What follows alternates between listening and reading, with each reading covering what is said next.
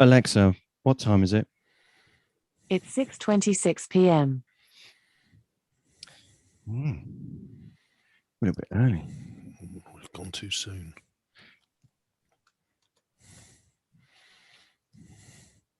Either that or she's lost her mind.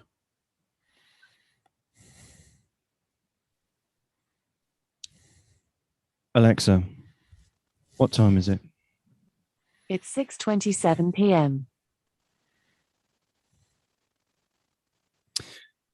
Alexa, what time is it? It's 6:27 p.m. And welcome to the Pompey Politics Podcast. I'm Ian Tiny Morris. And I'm Simon Sainsbury. That wasn't the right noise.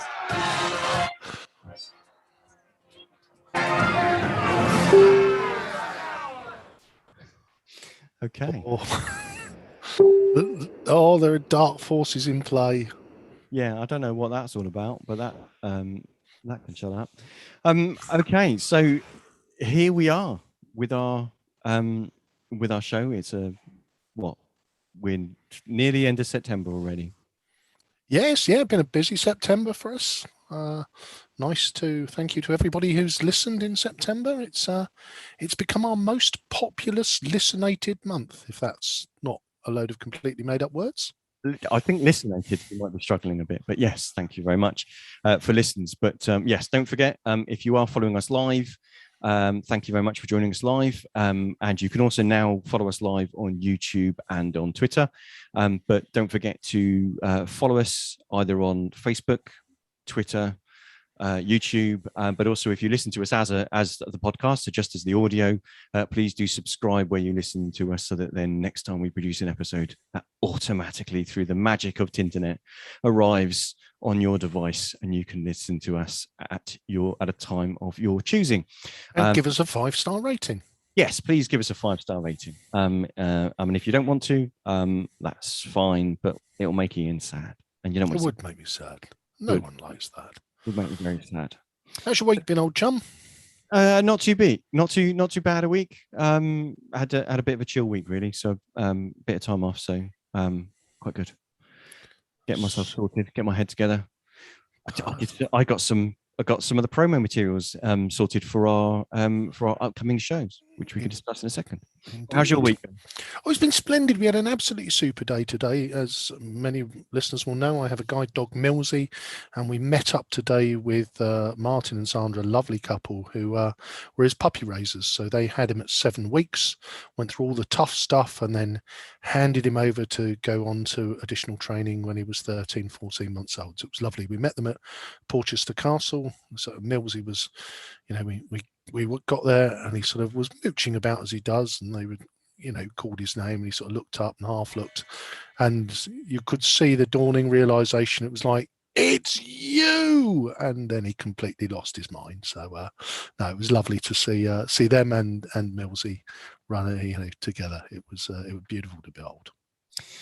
Excellent. Oh, well, that's really nice. Nice for your four-legged pals to meet up with their acquaintances. They're puppy parents. Oh, lovely. So I talked about the planning that we've got. So we've actually done some, haven't we? It's usually, I mean, I know when it comes to Sunday, we are tight as you like, but often that's not as a result of thorough planning in advance. No, not necessarily.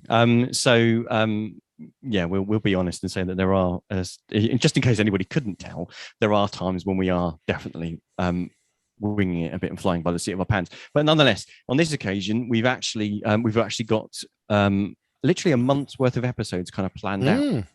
So what we got next week? So next week we've got Simon Bosher coming to join us, who is the new leader of the Conservative group. So Simon's going to come on and talk to us about his aspirations for the city. We'll get a bit of an insight into the man himself, and it's a chance for, as always, for any of our followers or listeners to send in any questions in advance, and provided they're not rude, such as why are Tories scum from an Angela woman, wasn't it? A Rayner. We'll pose those questions to Simon. Indeed, I don't think she follows the show, to be fair. No, so but her boss wouldn't use that language. Indeed, as he was at pains to say on Andrew Marr. I nearly said Andrew Mayer. Yeah, so then the following week, October the 10th, it's been conference season, just in case anybody hadn't noticed, with 2 of them being in person and 1 of them being a virtual affair. So we're inviting on a representative, so a member from one of the 3 major political parties, to come on and tell us what their top 3 things they'd want voters to know about their party conference. And at the end of that, we're also then going to invite our listeners. We're going to take a poll with our listeners to see whether actually that's changed, whether that's moved the cephalological dial at all. That's thorough. I know. That might even be the right word. And then October the 17th, we're looking for contributions about, it's a bit of a current topic, about shortages of goods or staff. So if you either work in a particular industry, or whether you're a business owner, or anybody with any sort of connection that's got something to say about that, if you've got a comment that you'd like us to share on the show, or indeed if you'd like to come on to speak about that, we've had a couple of good offers from people that we've reached out to in some of our political home pages, so on Pompey Politics and on South Coast Politics and everything else, those lovely Facebook groups of polite discourse. We've had a couple of offers there, which we'll be contacting them back and taking up on. But yeah, if you've got anything more that you'd like to say on those subjects, then please do get in touch, either by emailing us, pompeypoliticspodcast@gmail.com, or contact us through our Facebook group. But we did chuckle that at the outset, despite actually reaching out originally, we had a shortage of people to talk about shortages. Indeed. And yes, we will continue to push that one. Then on the 24th, the decision on Aquint and the power cable, let's dig a big trough through the centre of Portsmouth. That decision will be made. So we're going to have the team on from Stalp Aquint, and we've put some other invites out to local notaries to come on and discuss the result of that, which leads us on to Halloween. Ooh, spooky. Isn't it? Well, the 31st of October will indeed be our 100th broadcast. Yes, so I don't know what we should do for that. I'll just invite everybody on who's been on before, and we'll just have a massive virtual party and get smashed. That could work. Or we could just try and contact some of the people that have been on before and allow them to provide us with an update, so that we're not so navel gazing. We're hearing a bit more about what's happened to their campaigns or the things that we're working on. So that would probably, we could do all of that. That doesn't rule out the gin or the cake. So that's what we've got coming up. But what have we got today, Ian? So the new Theatre Royal, most folk in Portsmouth will be aware of it. It's sat there nestled in just off of Guildhall Square, has been there for an awfully long time. And it was announced a couple of weeks ago, I think, that the PCC had effectively purchased the new Theatre Royal, where it was really properly struggling post-pandemic. So today we've got an old friend of the show, Steve Pitt. I mean, he's not old, he's perfectly mature, to come on to talk to us about some of the mechanics behind that. And obviously it'd be a lovely chance to catch up with Steve, who we haven't spoken to probably, good lord, it's nearly 6 months, isn't it? Time flies. Yes, so let's wheel Steve in.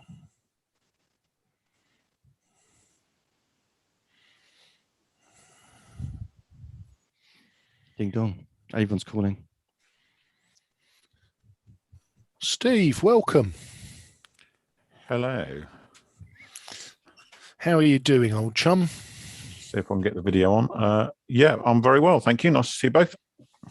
Excellent. So for those of you that aren't, those of our listeners and watchers that don't know you, Steve, could you introduce yourself and what your connection is with the new Theatre Royal? So I'm just taking you off my phone because I was watching you before I joined the meeting.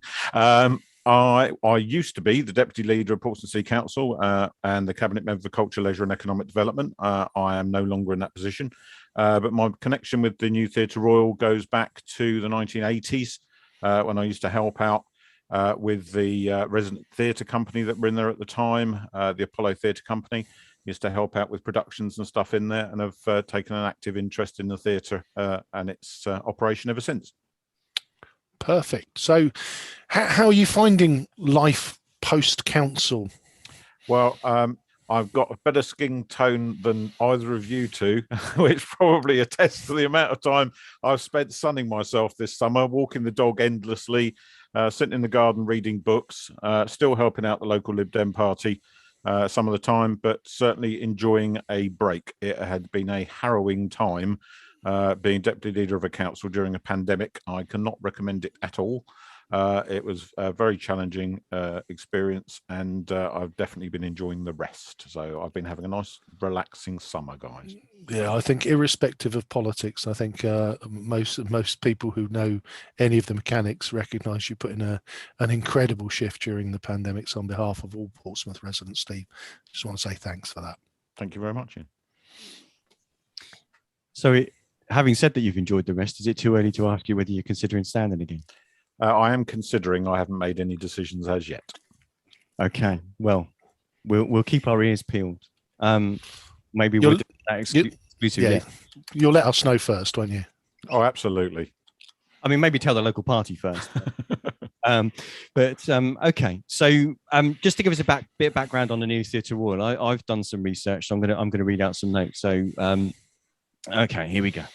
Right, so the new Theatre Royal represents 150 years of culture and creativity in the heart of Portsmouth. 19th and 20th century star Sandra Bernhardt literally left her mark by signing one of the walls in one of the dressing rooms. And other notable performers over the years have included Max Miller, Frankie Howard, Laurel and Hardy, with Hardy holding his birthday in the theatre in 1954, Morecambe and Wise, Billy Cotton and Max Bygraves. The new Theatre Royal opened in 1856 with the play A New Way to Pay Old Debts. We might call that kind of a hint of irony, considering the current times, by Philip Massinger. And in 1882, John Waters Borton bought the building, demolished it, and had it rebuilt in the design by architect Charles John Phipps. And then going on to enlist Frank Matcham to remodel the interior in 1900. It became a cinema, as lots of theatres did, in 1932, before converting back to a live venue in 1948. Was used notably in the 1971 Ken Russell film The Boyfriend, starring Twiggy, Glenda Jackson and Barbara Windsor. So quite the litany of stars that have trod those boards.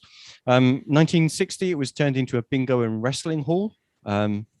I mean, a wrestling hall might be something more appropriate to the council chamber. We don't know. Then 1968, the planned demolition was prevented when the Theatre Royal Society formed and managed to get the theatre listed as a building of historical importance.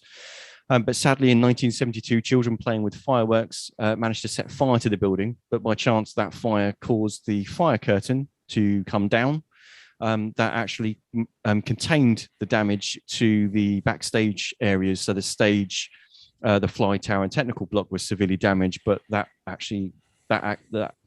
chance meant that the auditorium was saved. The auditorium itself was saved, although sadly further subsequent vandalism did damage the interior significantly. The Theatre Royal Society formed a relationship with Portsmouth University, and over the years and decades have carried out a slow and painstaking work restoring the ornate interior.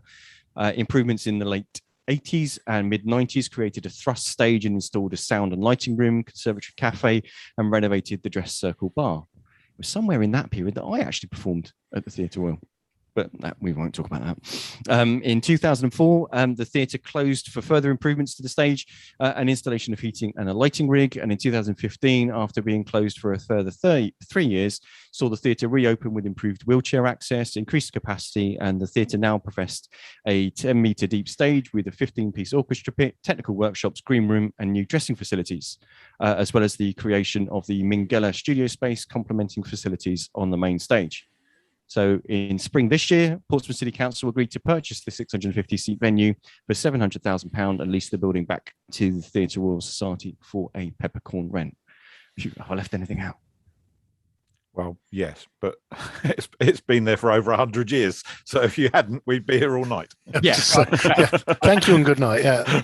Which some things, but you know, if there was anything notable, that's my mission by Edit for comments, you know, for sanity and to stop people falling asleep.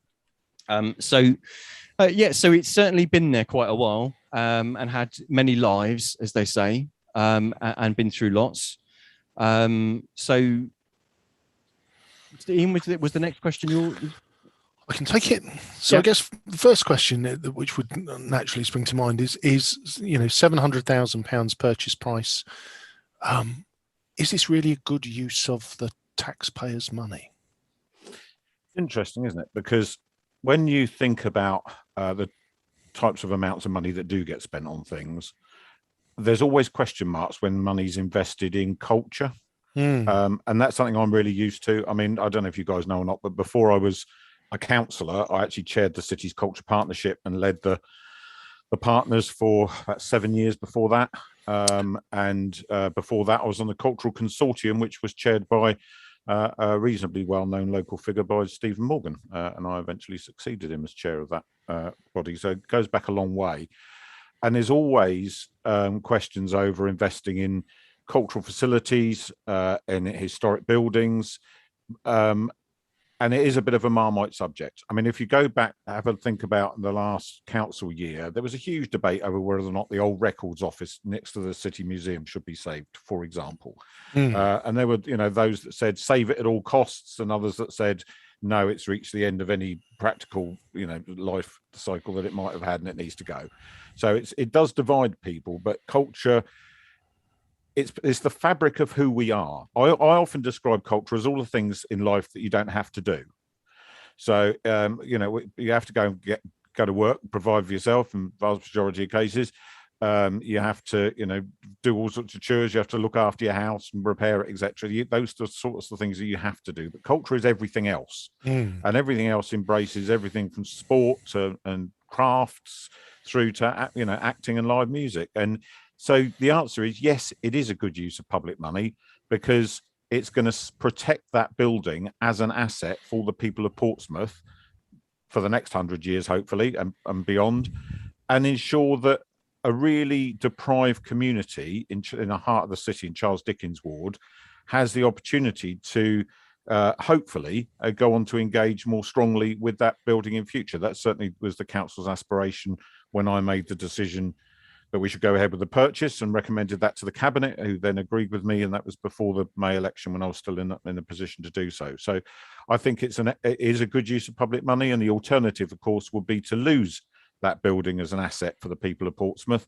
and risk it being converted into, I don't know, a pub or a nightclub. People will remember 20 years ago when the King's Theatre was going to be taken over and turned into a Wetherspoons. Absolute sacrilege, in my view. Should never be allowed to happen. So I think it is a sensible and correct decision, because if councils are not there to look after the resources of a city and nurture its historic and cultural assets, then what on earth are they for? We are custodians of those buildings, and there was a bit of an anomaly here that the building had not been owned by the council historically, whereas of course the Guildhall and the King's have been. Yeah, so to that point, Steve, is it fair to say that the 700k, it was branded as an investment, and whilst it might be a cultural investment, from a financial standpoint, that 700k is more of a gift than an investment? The council's never going to see that money back, is it?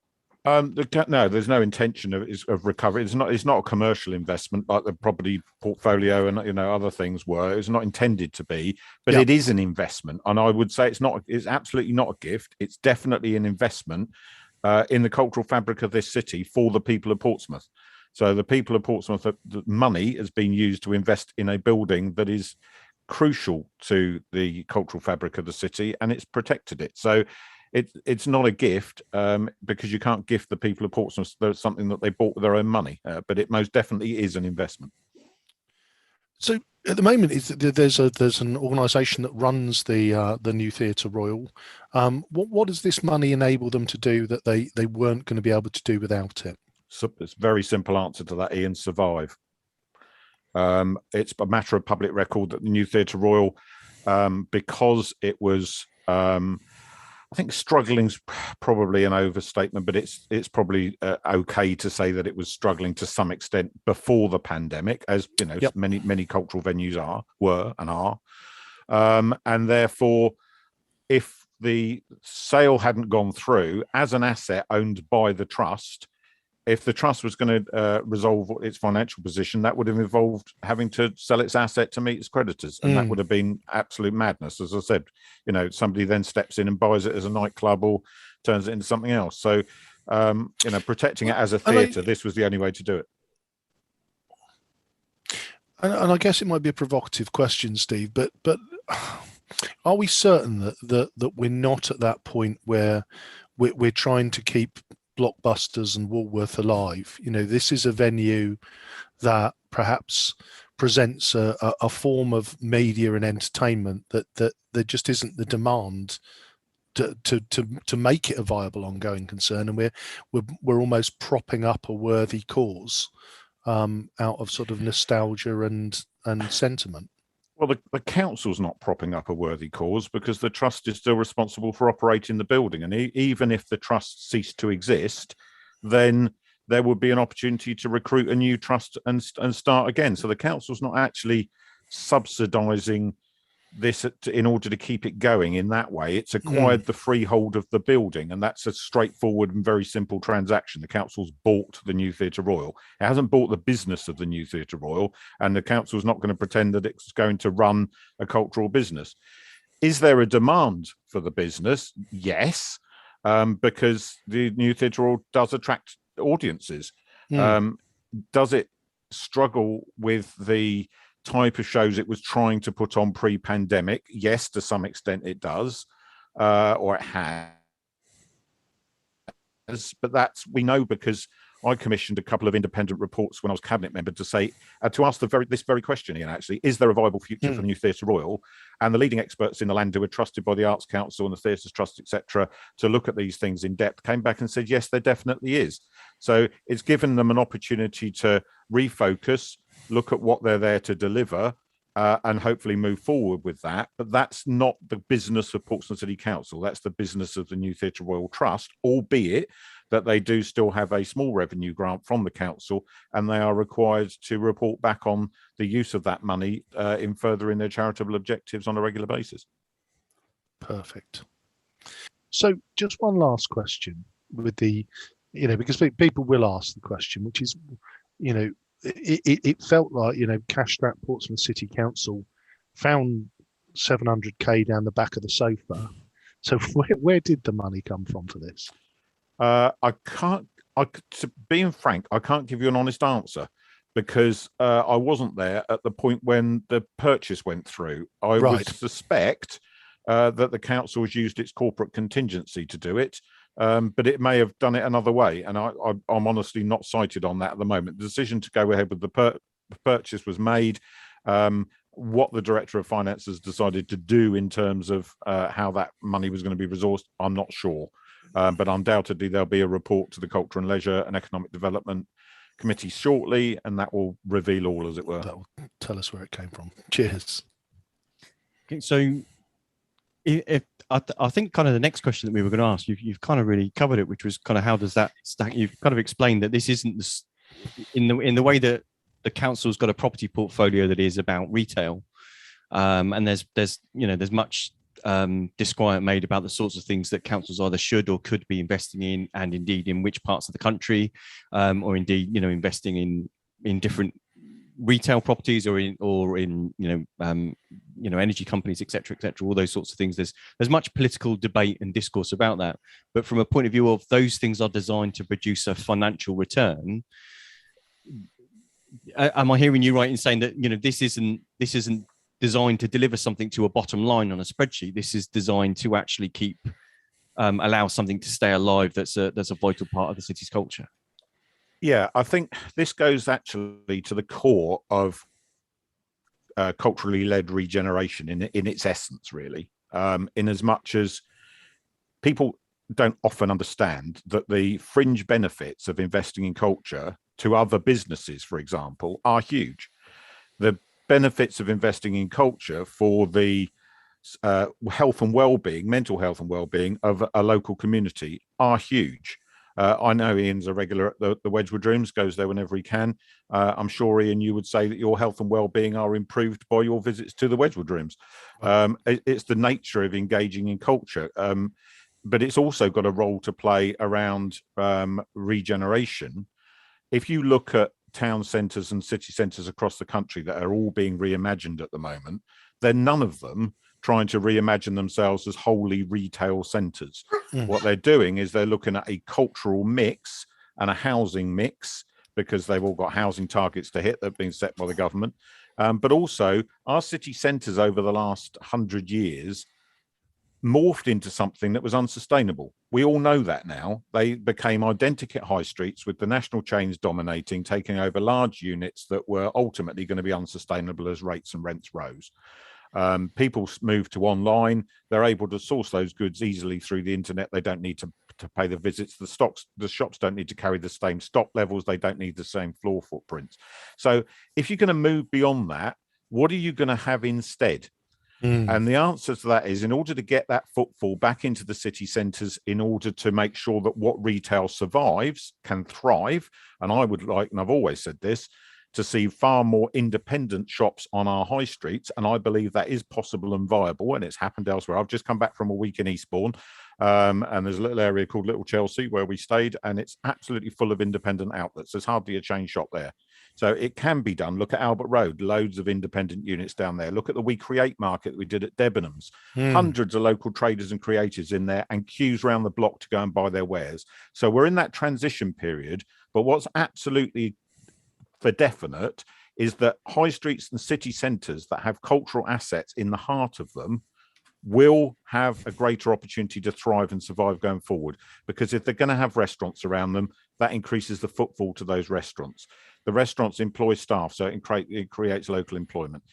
It creates that sense of well-being. It creates a sense of energy. What we've got at the moment is a rather dead commercial road precinct that goes to sleep at 6 o'clock in the evening, and is a bit of a no-go area. So having something like the new Theatre Royal and the Guildhall and possibly other cultural assets developed in the heart of the city brings in that crucial footfall. When you then throw in a housing mix and have more people living in the city centre, then you've got more people to use those shops and enjoy those assets, and you actually reinvigorate a community. And I know this because if you go back to my origins in the city through my great-grandparents, they owned a shop in Edinburgh Road. Their busts are still there on the wall. They're locally listed, I'm pleased to say, so nobody's going to knock them down, hopefully, in the near future. And they had a flat above the shop. And all the local shops had flats above the shops. And either the owners of the shops or their staff lived there. People lived in city centres. When we went through to the sort of precinct age, everybody moved out. And that is ultimately what's fueled this decline in the high street, because there's no local footfall.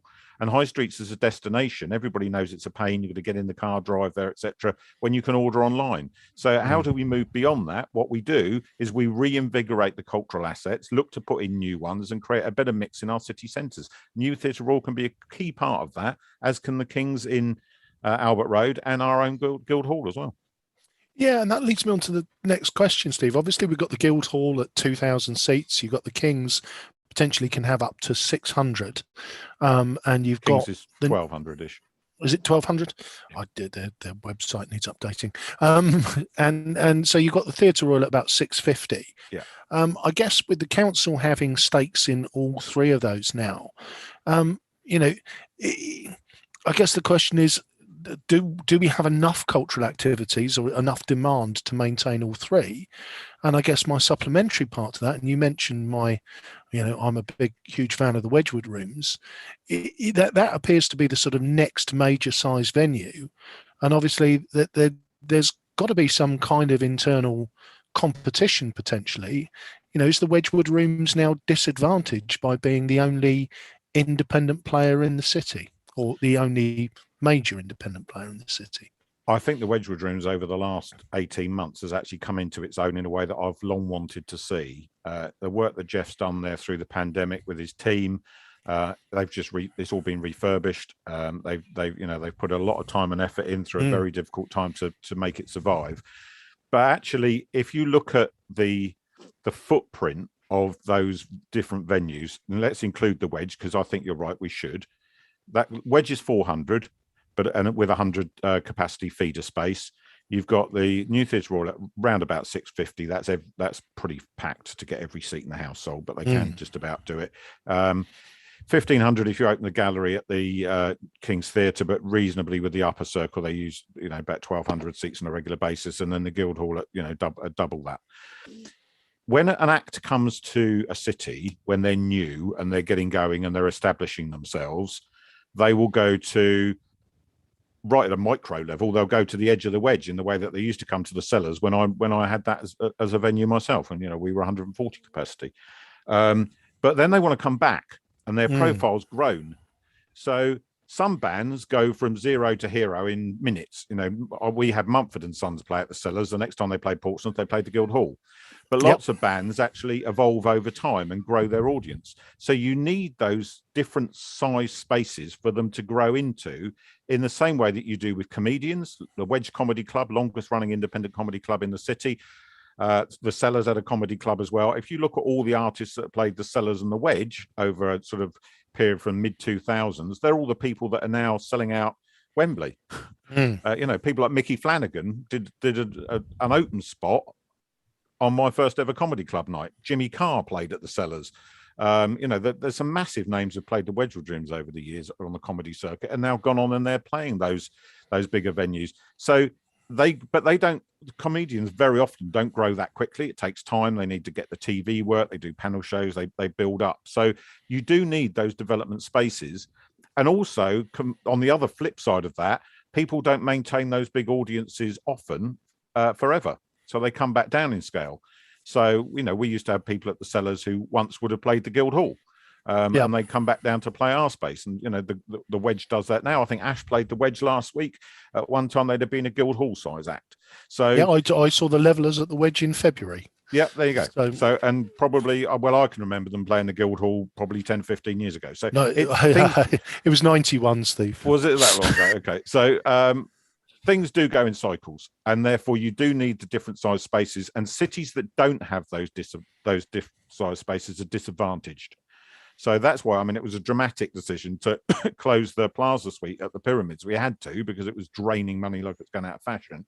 But the city arguably, needs that intermediary size space as well, in between the New Theatre Royal and the Kings. And will we get that back? I'd like to think one day we will. So no, I don't think it's got no place and it's squeezed out by the others. I think it needs clever management and intelligent management, but it can definitely find its niche. And there are plenty of shows that are too small to go into the Kings to put in the kind of numbers that they would want to see, and similarly for the Guildhall. And it could play a major role for that. There's also, we have to remember, a really, really successful community theatre scene in Portsmouth. Societies like CADS, South Downs, Portsmouth Players, etc. Their audiences are changing and evolving over time, and they are capable of drawing hundreds of people. So at the moment, Players and South Down tend to use the Kings. Will they continue to use the Kings? Will the Kings audiences evolve and change? Perhaps they may decide that they'd be more comfortable in the New Theatre Royal. CADS has successfully put on a number of shows at the New Theatre Royal over the years as well. I've seen some very good productions that they've put on. So there's always this need for different size spaces. And I think the New Theatre Royal still needs to do a lot of work to find its niche and where it's going to be, but it's absolutely achievable, as the experts that we brought in told us that it was. Super. Excellent. So, and that gives us a good impression about how obviously recent times isn't really kind of like a representative example, is it? And we'll touch on that in a minute. But from a point of view of its location, obviously being near the Guildhall, you can kind of see but at the moment, otherwise it's pretty much surrounded by nightclubs, isn't it? How does that, from a, I don't know, is that a street scene, from a kind of a theming of the area? How does that kind of set the environment that for theatre going and stuff? It is a challenge. You're quite right. I can remember way back, goodness knows, probably, my year guesses have been miles out tonight, thanks to Ian's encyclopedic knowledges of the Levellers' performances in Portsmouth. Yes. It's a specialised subject on Mastermind. But certainly going back 15 to 20 years ago, I can remember standing outside the New Theatre Royal, having just locked up after a show, and thinking, oh my God, I'm walking into Beirut. At midnight on a Saturday. But it's certainly not like that anymore. It still obviously attracts a younger crowd down there. But and it's, you know, it's a lively atmosphere, but it has changed over the years. I mean, I used to be on something called the Evening and Late Night Economy Partnership, which probably folded because its name was too long, back about 13 years ago. And it was chaired by Chief Inspector Andy Fulton, I think his name was. And that was all about, at the time, looking at the crisis in Guildhall Walk and all the regular disturbances down there and the amount of violent incidences. And it's gone, you know, it's changed significantly from that. And again, things do evolve and change over time. Let's not pretend that back in Victorian times and Edwardian times that Guildhall Walk was some, you know, paragon of virtue for the people of Portsmouth. It was crawling with prostitutes and drunks. So I think the theatre's very well placed to survive and continue to exist safely within that environment, which is changing all the time in a positive way, I think. So I think the euphemism about working the Guildhall steps is yes, exactly. Yes, exactly. Yeah. So it weren't posh. Yes, no, never has been, has it? So I guess the other question, Steve, in terms of that sort of post-COVID, and you know, you've been involved with the, you know, with sort of entertainment is it too soon to know whether, you know, the theatres and venues are going to bounce back from COVID? Do you get a sense that there is an appetite for people to get out and about again? Yes, and actually, I'm personally surprised at how strongly the audiences are returning. You know, the way the Guildhall put out a tweet the other day. Andy Grays is the chief exec there, put out a tweet saying how fabulous it was to see a full house for Elbow. You know, so people are coming out. There's been a couple of major comedy shows in the city over the last month or so that have been sold out. So people are going back to live theatre. The deprivation of taking it away, you know, you don't know what you've got till it's gone, the old Joni Mitchell Big Yellow Taxi song.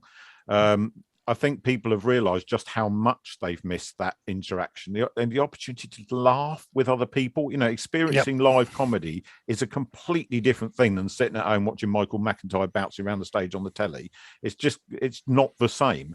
And it's part of who we are as human beings to want that in that social environment to just experience joy with other people. And so I think there will certainly be elements of the audience that will be wary, and I'm one of them.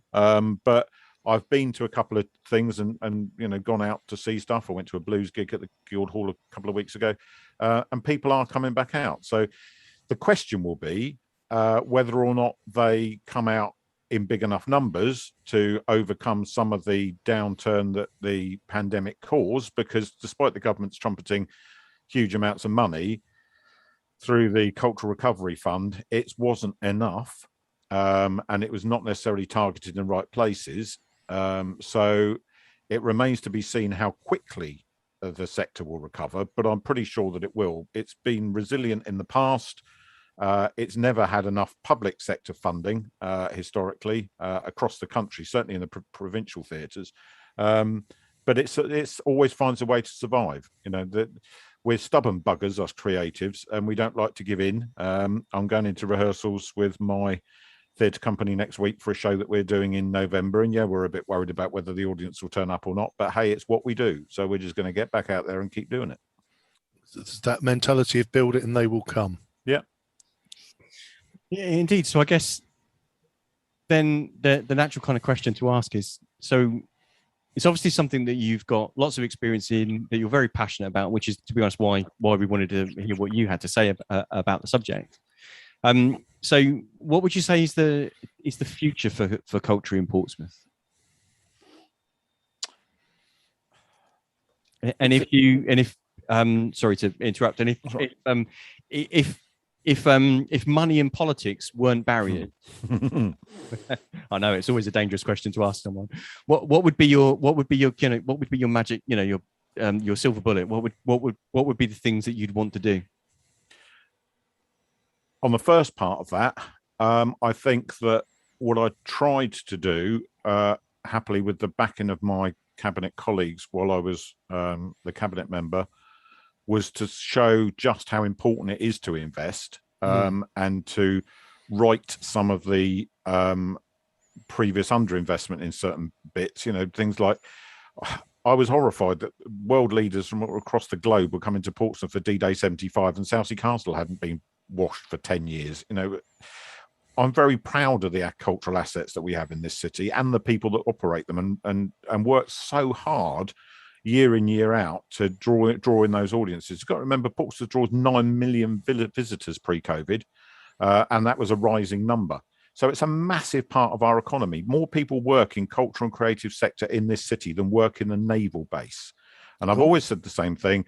If somebody announced tomorrow that Portsmouth Naval Base was closing, full stop, all 13,000 people were being made redundant, there'd be an absolute outcry, and rightly so. But if somebody said all the people who work in culture are losing their jobs tomorrow, the vast majority of the public won't give a monkeys. And that's wrong, because actually the jobs that the students do get them through university, and we want graduates to stay in Portsmouth and and set up their own businesses and thrive here. Sorry if you can hear Finn in the background, by the way. He's just decided to join in a barking contest with the dog up the road. We've got the power and the passion here amongst our cultural sector to be a great cultural city. I think we already are a cultural city, and I know that pretty much everyone laughs when I say that, but I really genuinely believe we are. And again, the We Create market demonstrated very clearly how creative we are as a city and how many fantastic people we've got here. We've got artists from Portsmouth exhibiting at the Royal Academy again this summer. We've had people go on and be stars of the West End from this city. My friend Denise Black's moved back to Portsmouth, and she's been in all sorts of major TV dramas and soap operas and things over the years, and is also a very successful stage actress. So we've certainly got the talent. So I think the future for Portsmouth, if Portsmouth Creates can get themselves going now post-COVID, which they'd obviously had intended to be further down the road than they are by now, but like everyone else, they've had to go into semi-hibernation, although they did achieve some brilliant things during the pandemic with the market and the We Believe Art Trail.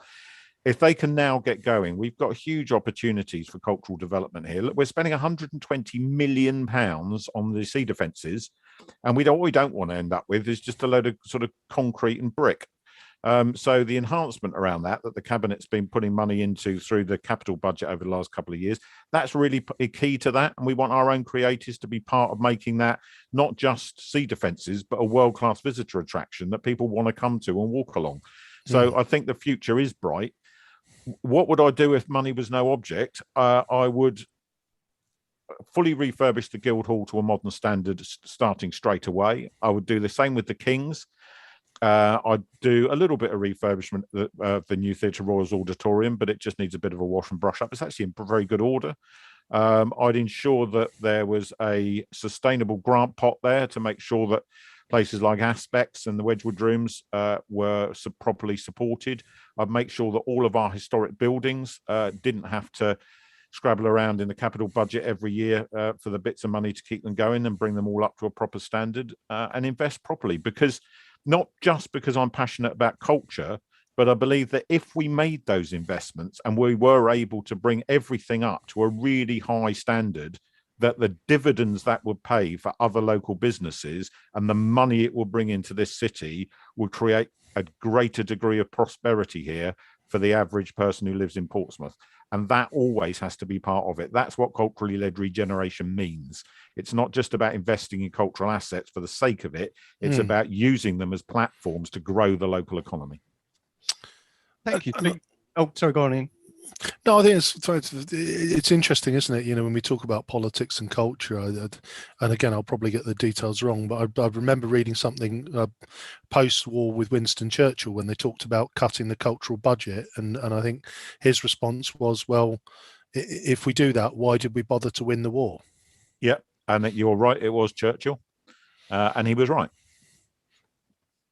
So why do you? I mean, picking at your point of what you say, that if the government announced overnight that they were going to be shutting the naval base, versus if there was something that was happening that said that basically all the cultural and leisure industry in the city was shutting, why do you think there's an underappreciation, if I can use that phrase, of culture and leisure? What do you think there's anything particular behind that? I don't think it's unique to Portsmouth. I think it's a bit of a national problem. And sorry, Ian, but I am going to criticise your party of choice here. I remember reading their 2017 election manifesto, and the only reference to culture in it was about heritage, and it referred to Stonehenge. And I think we've moved on a bit since then. But there, that appeals to our core voter group, Steve. Come on, calm down. What a brilliant admission. But you're right though. But I think because people see it as fun, they don't understand that it's actually a huge amount of skill and time and effort goes into making that fun. To put on a play is not just a bunch of people sitting there learning some lines and trotting on stage. They go to drama school. There's lots of rehearsals that go into that. Adaptations of productions to make them fit the performance space that they're in, and making sure that things are fit for the right audience, and staging them in a way that suits. Bands spending thousands of hours rehearsing in order to learn and get good at what they do. You can't just, God knows, I ran a music venue that entertained an awful lot of emerging local bands. And it's no insult to them to say that you've got to listen to an awful lot of rubbish before they get good. I often used to say to them, I know you've rehearsed the band's quite tight, but did anybody think to put the singer in the monitors because he can't sing? And in jest. But there's lots of those musicians that I work with have gone on to do great things and be very successful. But it takes time. You don't just develop these skills overnight, in the same way that somebody going into work on the naval base doesn't become an electrician overnight, or a steel fitter. They have to learn their trade. So, but I think because the end product is seen as something that is fun to do, that people think they don't take it as seriously. And that is a bit of a national problem in the UK, whereas in France and Germany, for example, huge amounts of public money goes into the arts in a way that dwarfs what we spend here in the UK. And I think we've got it wrong. It's an interesting view to kind of think of it actually as a kind of manufacturing. Yes, you saying that's made me think that's a kind of manufacturing, and the years taken to acquire the skills, the venues that you need in order to produce things properly, and to do them well. Those aren't things that happen by accident, and they aren't things that happen by overnight. And it is actually a type of manufacturing. It's just that it's not a thing that you can flog on eBay. Do you know what I mean? It's not a thing that you can see. It's not tangible. No, but you can feel it. So I just find it interesting as to why, and I agree. I don't think it's unique to Portsmouth at all. But I just wonder kind of what the difference is, considering actually the import, as you've said, that part of the industry actually has on the city. It's not this is a nice to have. This is actually kind of this is a fundamental part of our economy, isn't it? Really. It is, and the weird thing is that I think people do understand that about Theatreland in London. They know that it's a multi-billion pound business. They understand that because it's all concentrated in quite a small area, and they can see the queues and they see the sold out shows, and they know that Andrew Lloyd Webber's a multi-millionaire. So they understand that, but they don't seem to understand it in quite the same way once you go provincial and we go out into the provinces, and I think probably because the concentration's not there in quite the same way. But that's what we need to achieve here, is a concentration. And then people asked me when I was cabinet member why I didn't push for Portsmouth to yet again try and be City of Culture. And I said, my answer to that was always the same. I want Portsmouth to bid to be the City of Culture when I know that there's going to be 2,000 people plus in Guildhall Square, all wearing T-shirts demanding that Portsmouth's going to be City of Culture, staring at the big screen, waiting for the announcement and cheering and going mad. And we're not there yet. So it is about energizing the local community. But one of the ways you do that, and which we always tried to do, certainly at the Cellars and the Wedgwood Rooms, and I know that the theatres do in different ways as well, is engage with communities. Theatre schools are really important, engaging young people and making them understand that actually, yes, there are opportunities out there to go and learn these skills and develop careers out of it. But it's not about being stars. I used to go into the local music colleges and do sort of lectures and stuff when I was a venue operator. And I always used to say to them, who wants to be famous? And obviously all their hands go up, yeah, I want to be famous. And I say, well, okay, well, statistically, none of you will be famous. You just let the penny drop. And because it's not going to happen, it might happen, but it will be a fluke because it's not, the chances of it actually happening are so remote. But there are loads of careers out there for you if you get good at what you do as musicians. So if you're a first-class player, then there's session work, and you can go and play for, those people who are famous and have your name recorded on an album to say you play trumpet or drums or whatever on that artist's album. You can teach the instrument. You could go into schools and do more general music teaching. You can use the skills that you've learned and the disciplines that you've learned in other ways. And that's the same for people who are generally creative, for artists and ceramicists, etc. And it's certainly true of performers. I learned some of my performing skills through doing debating societies back in the 1980s, and then I ended up directing my first play because my head of theatre, who I'd followed to the New Theatre Royal when I left school, said to me, "I don't like this play that we're going to do, so you'll have to direct it." So I said, "What? I don't know what I'm doing." He said, "You'll be fine. I'll sit on your shoulder and keep an eye on what's going on and show you the ropes along the way." And I've directed I think about 60 plus productions since then. So, the skills are there to be taken and used, and they give you other skills in life as well. Public speaking, sitting here chatting to you two, is a skill that I've learned from being involved with theatre and running venues and standing behind a bar in pubs and all sorts of things. So we're all the product of our life experiences, and there's no better life experience than learning stuff through creativity. I think that's fantastic, Steve. It is that element of, and I think when we look at, when we look at Portsmouth as a whole, we have got so many assets, and to have, we've listed 4 venues. There's the ground. We do have, a very rich history of performance, and like you say, for a city that is not fundamentally a wealthy city, the fact that we maintain as many creative venues as we do, I think is a testament to the people of Portsmouth that are prepared to engage with that.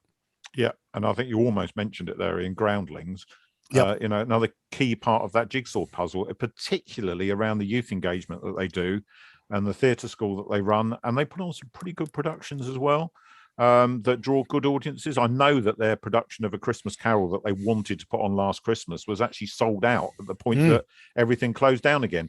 And they're another key piece of that jigsaw puzzle, because whilst the wedge has got the edge of the wedge, it's not really ideal for theatre, for small scale theatre, but the Groundlings most definitely is, and people need to cut their teeth. It's the same as, a lot of focus has gone on the last few years about the value, and talk about it during the pandemic as well, quite rightly, about the value of the UK music industry and the value of Theatreland, etc. Those people have to learn somewhere. They don't just suddenly, they don't go and do a drama degree and then end up in the West End. If the provincial theatres and the smaller venues didn't exist, they can't learn their craft. And that's just as true for theatre as it is for the music industry. And it's absolutely crucial that we have those places to nurture those kids and give them those soft skills, because actually those soft skills make them employable in a whole host of other ways as well.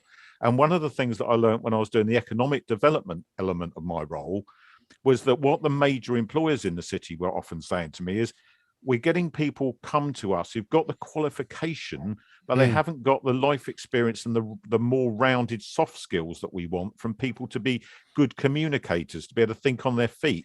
Those sort of things they can learn through doing, a culture and creativity as well. And, creative industries, for example, are the cutting edge that's creating the technology for the naval base to move into AI and digital tech. AI is an intrinsic part of creative and cultural skills at the university. So it's not just about the fun stuff, it's also about the high-end technical businesses, which this country's absolutely going to need if it's going to survive and thrive on its own post-Brexit. And I think you touched on it it's an interesting parallel to draw, isn't it? You talked about the high street, and the fact that now with just 2 taps, you can get the product ordered. I guess the real challenge to live theatre and live performances is the commodification of entertainment that says, I watch the Netflix drama on my favourite band and their tour at the time that I choose to want to watch it. It's almost that kind of, we are creating a generation who believe that all entertainment should be on demand at a time that suits. So I think that's where that real challenge is, to draw people out of their house to come to, a live performance and everything, the benefits that all of that brings. But we know that they will, because we've just had Victorious with, I don't know, 50,000 people a day going to it. So that people want to experience things live still. But you're right.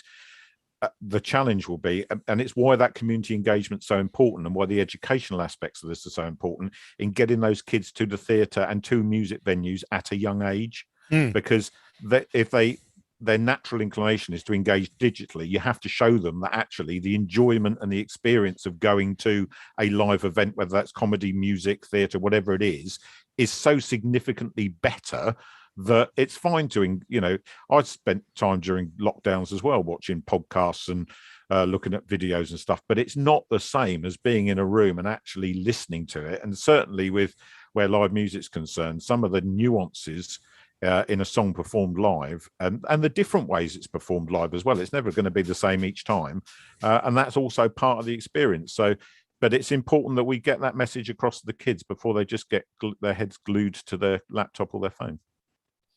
Yeah, it'd be good to see that people, regardless of age, to be honest, but regardless of their background, that they can either be in or be consumers of this sort of, of live entertainment, and that in and of it. And I think you're right. There is a demand, as much as we're used to this very convenient lifestyle, this very convenient press a button and I can watch what I want. We seem to have temporarily lost Ian.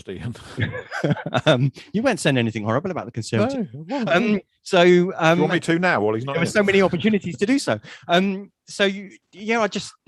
The thought just keeps striking me, as you say about you need a stepping stone of these sorts of different venues and these different situations, so that he's lost his internet. Maybe one of his sons is trying to download it or play something online. Oh, the irony. Yeah, the irony would be that if we were talking about football, we'd be thinking of absolutely. You need to start with grassroots. You need to start, the weekly games, the after school clubs, the weekend games, the under 16 leagues or whatever. I'm talking about things that I know nothing about because it was never my thing. But if that was someone's aptitude, and they, you don't suddenly rock up one day and be able to play at Wembley. And kick a ball at Wembley. Someone, by the time they've got to that point, they've gone through years of experience and playing and coaching to get them to a point where they're actually able to make that a successful career. But there are still thousands, many thousands of people that do it for fun, rather, and that in and of itself is, I guess I'm circling back to kind of Churchill's point, which is that these things might not be good might not initially look good on the bottom of a spreadsheet, even though actually your case says that actually they're a kind of like a growing medium for other parts of growth. But they're a fundamental part of life and what makes life worth living. No, and I completely agree with you. They're the core of who we are, really. And Susie Horton and I, when for anyone who doesn't know, I'm sure they do, but she's cabinet member for children, families and education, and we worked together to bring an event into the city and supported a really great event with Darcy Bussell when she was on the Strictly panel, and to come to the New Theatre Royal, funnily enough, and to put on a show with kids. She sent them all videos of different dance styles, and they had to pick one, learn it, do a performance of it that they filmed, and then which actually proves the point that you can link modern technology to live performance, and sometimes it works. So they filmed what they'd done. She picked the best ones to come and do a live show at the New Theatre Royal with her and her dancers on stage, and she would judge it and pick the winners. And it was a fantastic event. And actually, two of the schools that finished in the top three came from some of the most deprived areas in the city, which for me was the very best possible outcome for it, because those kids, the look on their faces and the joy that they got out of engaging in that experience and being on stage with one of the most famous dancers in the country, who was currently able to be seen at that point on Saturday night prime time on Strictly, which the kids all love, and to see boys and girls performing in that environment was absolutely fantastic. One of the high points that I had in my 3 years in that role. And all of the audience, of course, were their families. So these were people who wouldn't go to the theatre to go and see Shakespeare necessarily, but they wanted to go and see their kids perform and experience that. So the joy that was in the room that day was unbelievable. It was such a powerful and positive experience. And the Guildhall does Dance Live every year, which also engages the local schools and gives those kids the opportunities to perform. And all right, only a small number of them will go on and develop that, maybe do GCSEs in drama or go to drama college or even take part in local community theatre, etc. But they're still learning a really, really important skill, which is confidence and the ability to go on that stage and do that in front of an audience. That confidence level will stand them in really good stead for all sorts of other things that they may want to do with their lives and their careers. So I'm absolutely passionate about every single child in this city having regular ability to engage with cultural activity. And our venues are a key part of that through our 3 theatres and through the Guildhall and the Wedgwood Rooms. Well, thank you, Steve. What a fantastic thought to end the show on. I think you've put across some really, really good points there, and thank you so much for, as ever, whenever we've had you on. We know you're really passionate about the detail and you really care about these things that and why they matter and what they're for. So thank you so much for coming on, Ian. I believe that you've just come back. I've returned simply to close. So do you want to close it down, mate? Yeah. So you've been listening to the Pompey Politics podcast. I've been Ian Tiny Morris. And our guest has been? Oh, Steve Pitt, sorry. It's all right. And I've been Simon Sansbury.